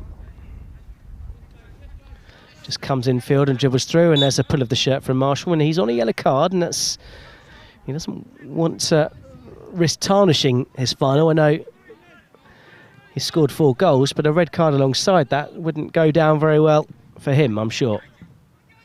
Well, we need to find something for him to improve on. Perhaps it's the discipline that is the thing. Well, just for once, Marshall can't beat Abbott. As McKnight finds Sayer. And there's a ball through for Williams to chase onto, and just when he thought he got away from his man, out comes Terry Mason and clears the danger. And I'll tell you who I feel bad for this afternoon is that man who kicked it long, Terry Mason, because Knightsbridge on Wednesday had such a great performance, making so many fantastic saves. But even though he's going to get a clean sheet, most likely, Terry Mason, he hasn't really had to do too much and showcase his ability. That's nice from McDermott, getting on the outside, getting a low cross, and it's almost turned into his own net. And you said Terry Mason hasn't had much to do. Well, there he is in action, called upon, concentration to the end, diving at his near post to prevent Tottenham getting one back. He'll thank me for that. I think well, I don't think I had anything to do with that, but I'm trying to get myself. Well, Tottenham have a corner, a late corner. And Bloxham will deliver the in-swinger. The deliveries have been poor so far, and that one almost bounces through to Kieran Mathan. It's bobbling and bouncing around, and Kelly will dribble it clear. And somehow he's dribbled past 3 Tottenham half-hearted challenges.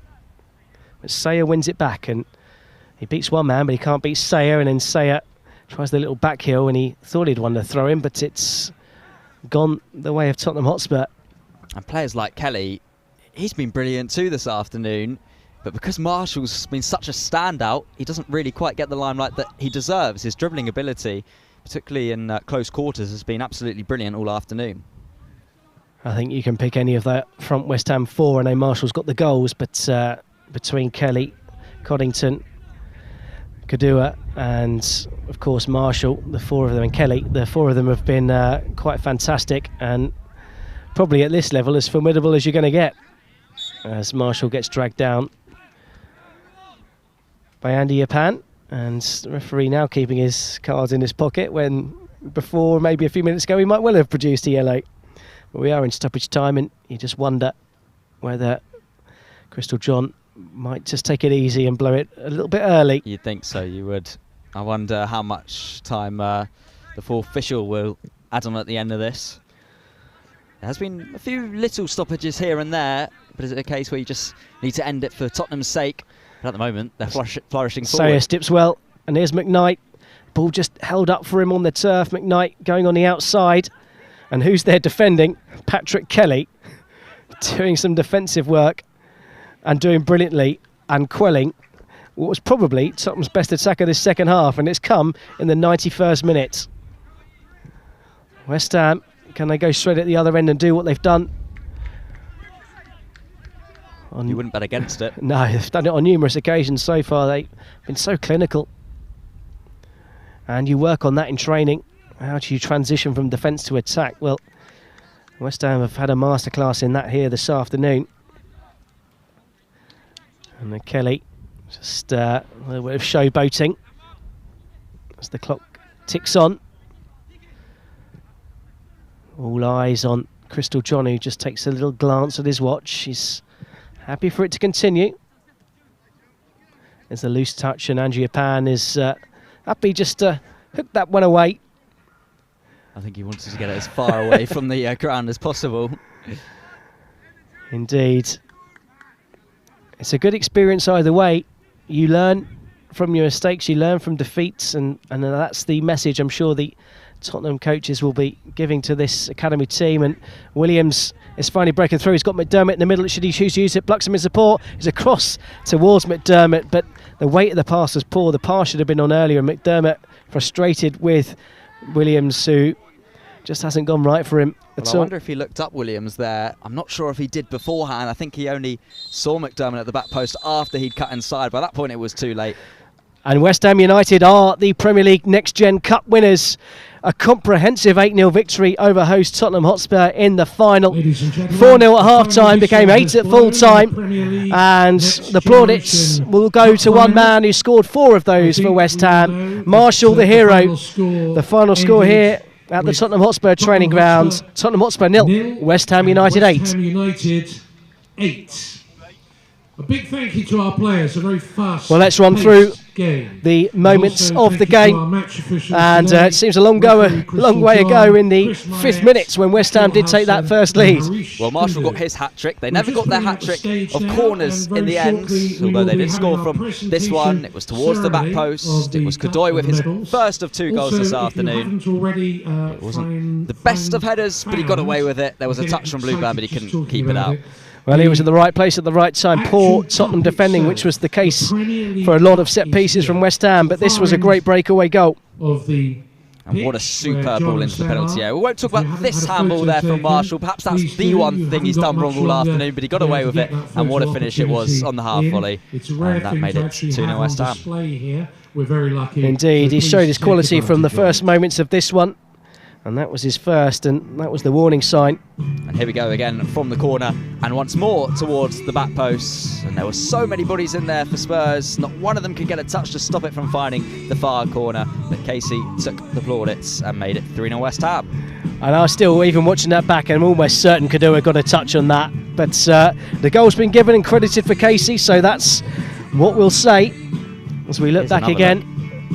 There it is. It was a touch, you think? I'm pretty sure. Does that make it a hat-trick for Kadua too? So he'll definitely want that one. I don't know if there's a goals adjudication panel, but maybe there are. But Casey's got the plaudits. I don't want to take anything away from him. He was a colossus at the back for West Ham as well. He also made a great goal-saving challenge as well. We forget about that one bright moment for Tottenham because it has been all West Ham. And it continued with a superb ball there from Cunningham to find Marshall. That was his second. There was, of course, a lot more to come in the second half. That was probably the easiest of the finishes, just to tuck it into that corner. No chance for the goalkeeper, Blueburn. But once again, the accuracy of Marshall. Didn't hesitate, knew exactly where the post was, just inside, kissing the inside of the post and finding the inside of the net. And then for the next of the West Ham goals, still, of course, a lot to come from. A fine ball towards the back post, and this was the one where there was a bit of confusion of offside. It was that man playing the ball across the face of the goal that the flag initially went up for, but because Andy Apan played it to him, it meant he was onside, and that's why the goal was given. So Kadua got his seconds, and here we see it again. It was just chip for it's that flick there. So here is where the linesman thinks he's offside, but because it took a touch there off of Andy Apan, it means Kelly, in fact was it Kelly, was he onside? I think Marshall was onside anyway, to be honest. Perhaps, so. The referee did a great job in overruling his assistant. You rarely see as well, the referee doing that for an offside, so as you say, brilliant work. So that was not the start of the second half. Tottenham wanted to went from bad to worse just 2 minutes later. And driving forward was Kadua, as he had two players with him, but he kept on going and going before playing that reverse ball to Codigan. There was a touch of misfortune here for Spurs. I think the last touch was off Codigan, who got his goal. It could have come off anyone, but it was unfortunate for Spurs that it went back into the back of their own net.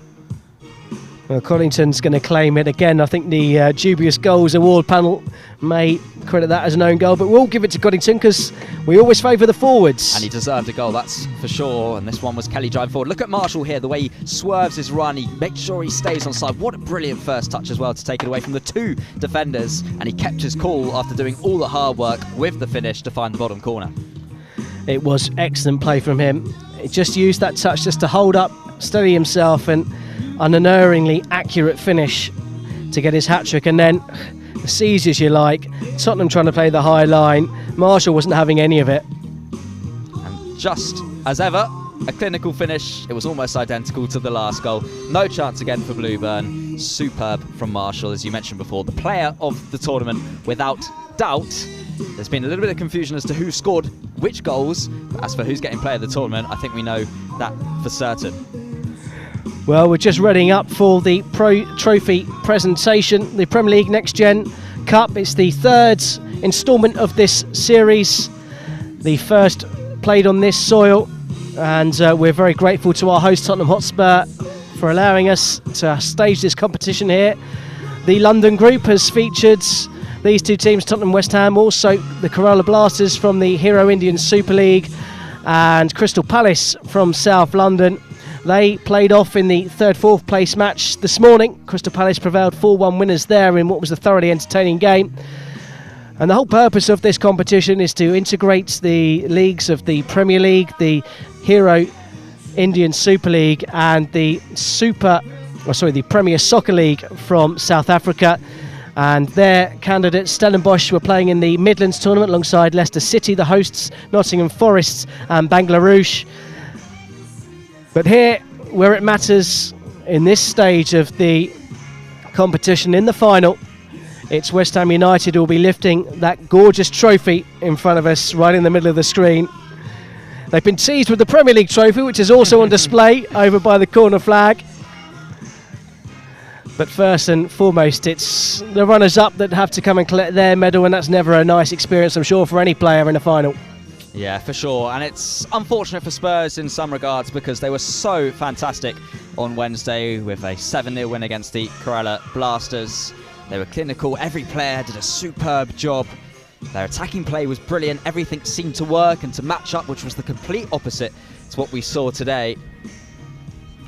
Well, I've just noticed the song that's being played is Sledgehammer, an interesting choice from the PA, the team doing the music, and I wonder how deliberate that is. well, I think it's probably very deliberate, and you must say it's been more than a sledgehammer that has taken apart this Tottenham team.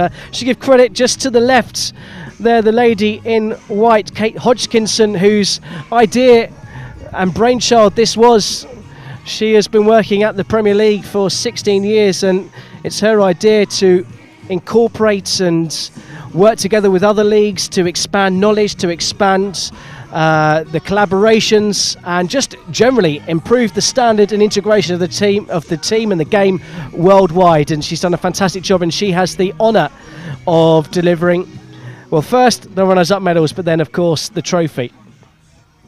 So as the music comes down, it will be the Tottenham players who will go up to receive their silver medals as the Premier League music blasts out. The time has come after a few hard And hopefully for some of these Spurs boys, they will have a chance to play in the Premier League one day.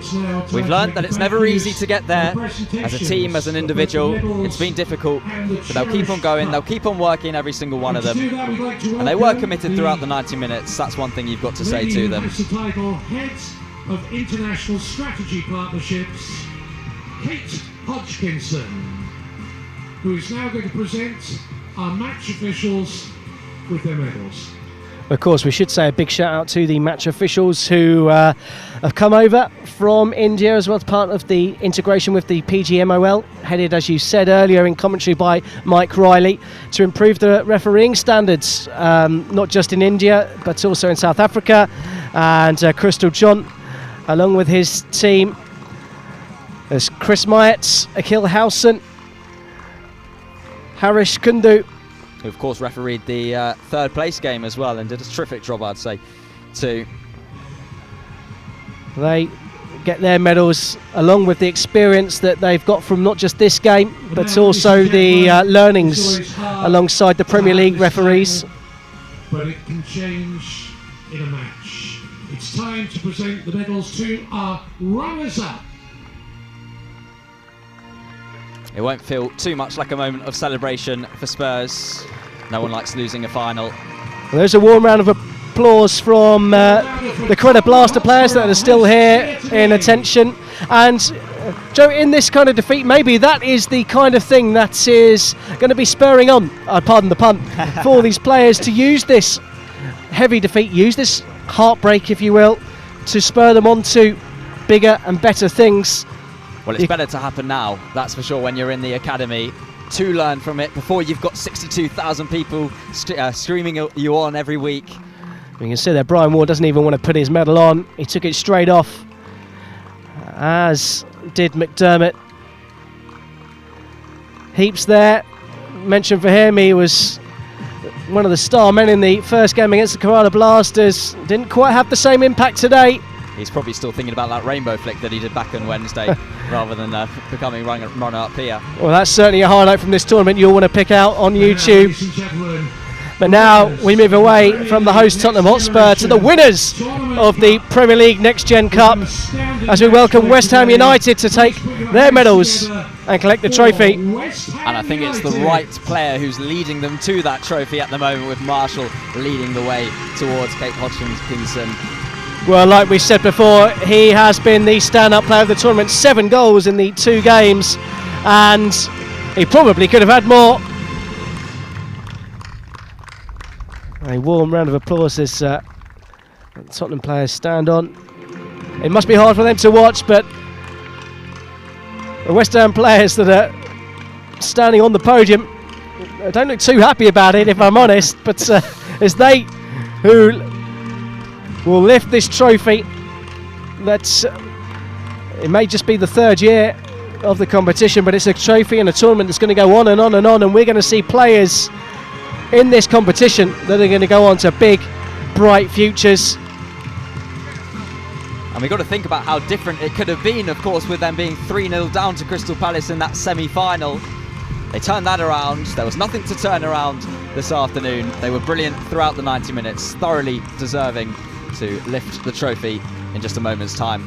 Well, the last player to put on his medal, Kadoa, who started the scoring here, and he's going to be the player that's going to lift the trophy.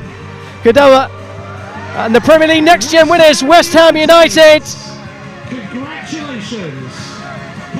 Well, they're a lot happier now that the trophy's in the air, that's for sure. Absolutely. Well done, guys. And I don't think there could have been a more deserved champion. The comeback, the hearts of the semi-final against Crystal Palace, and the complete dominance of the final here against the tournament hosts. We know we will see some of these players again in the future. And enjoy the rest of the weekend. And most likely, to as well. Absolutely, and very much likely to in the next season or two.